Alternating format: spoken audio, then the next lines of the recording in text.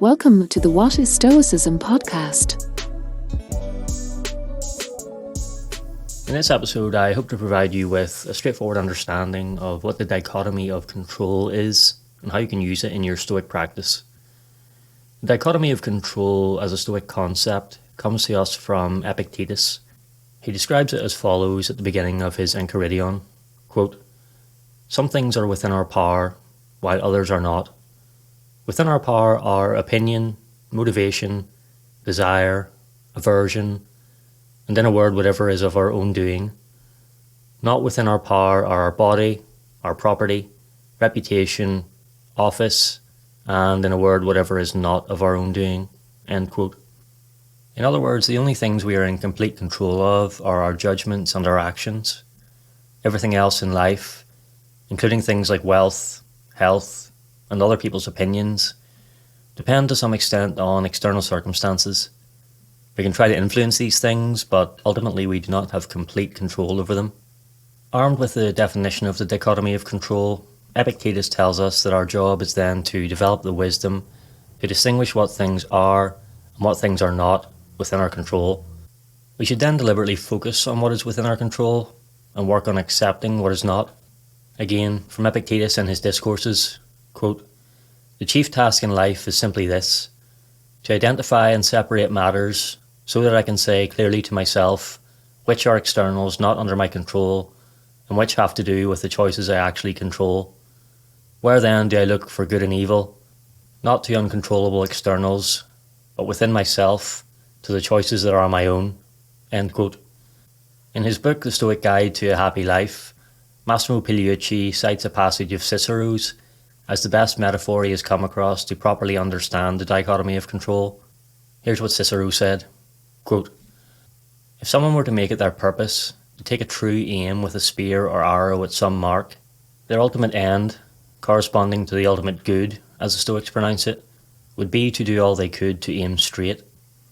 The person in this illustration would have to do everything to aim straight, yet although they did everything to attain their purpose, their ultimate end, so to speak, would be what corresponded to what we call the chief good in the conduct of life, whereas the actual hitting of the mark would be, in our phrase, to be chosen, but not to be desired." End quote. Massimo Pigliucci goes on to clarify Cicero's metaphor, quote, "It comes naturally to think that the dichotomy is too strict. Surely there are a number of things that fall in between the two control and no control categories. Think of it this way. As clearly illustrated in Cicero's passage, everything we influence can in turn be broken down into the two components of control and no control. Practicing archery belongs to the first, a gust of wind to the second, the choice of when to let the arrow go to the first, a sudden evasive manoeuvre by the target to the second, and so on. The most important passage in Cicero's metaphor is the very last one. Hitting the mark is to be chosen, but not to be desired. Obviously the archer intends to hit the target, that's the whole point. Similarly, we prefer to be healthy rather than sick, wealthy rather than poor, and so forth. But because these outcomes are not entirely under our control, and assuming we have done our best regarding what is under our control, then our self-worth should not depend on hitting the target, or being healthy, wealthy, etc. In life, sometimes we win and sometimes we lose, so equanimity toward outcomes, we choose them but don't desire them, is the only reasonable attitude to cultivate." End quote. Putting the dichotomy of control to use in everyday life is a powerful technique. It's simple in its implementation, but it does take practice. Here's a short writing exercise you can use to try and build the skill. Choose an event that has recently caused you some difficulty or that you're still having trouble with. To ensure that you aren't taking on too much too soon, pick an event that wasn't or isn't too distressing. As Epictetus said, start with things of little value. As you get more comfortable with the technique, you can progress to matters of greater consequence. Take a blank page and draw a line down the middle. Label your two columns, completely within my control and not completely within my control. For the event you've chosen, describe briefly why it's bothering you, then list its components. Write each component in the relevant column. If something in the second column seems to be partially within your control, it may be useful to separate its components out further. You should notice that your completely within my control list consists mainly of judgments you make and actions you take.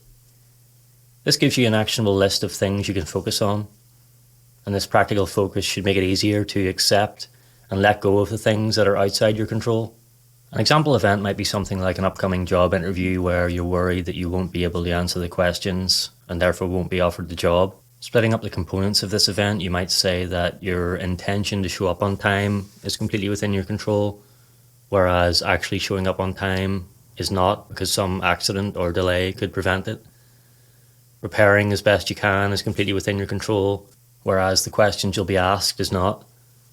Adopting a professional but friendly attitude is completely within your control, whereas whether the interviewers adopt the same attitude is not. And viewing the interview as valuable experience for future interviews is within your control, whereas the decision to offer you a job or not is not within your control.